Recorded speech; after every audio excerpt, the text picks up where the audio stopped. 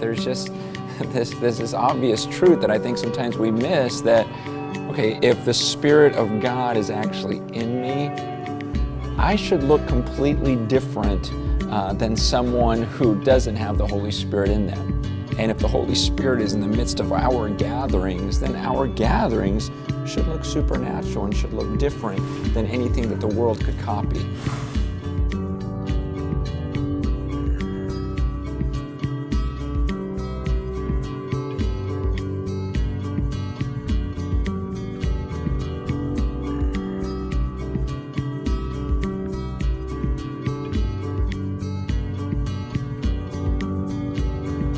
The idea behind the series is not that we copy exactly what the disciples did back then, but that we recognize there was a very organic side to it. There was a very simple, basic approach to it. They were just a bunch of people trying to figure out how to get this message out to the world.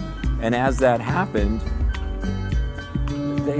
as they pursued that, they pursued the teaching, they pursued all these things, they saw the Holy Spirit work. And what we're saying is, if we would just go back to those same basics, that maybe we would see some of those supernatural results that they did.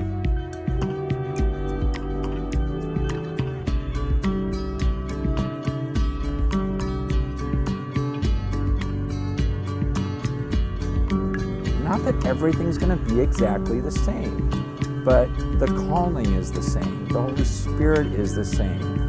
And so the results should be somewhat similar, where we see the Spirit of God moving and lives changed and all of us feeling this sense of awe.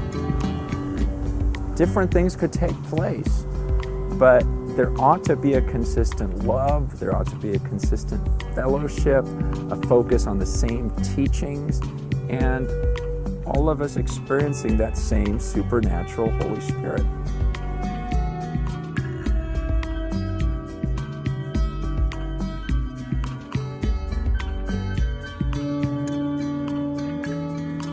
Basically, we just took some time to lay down the core messages behind the pictures and everything else, and we just wanted to make sure that we got the message across first. We wanted the content that we wanted every person who calls himself a believer. What are those words we wanted them to hear? And so that's what we captured on film today.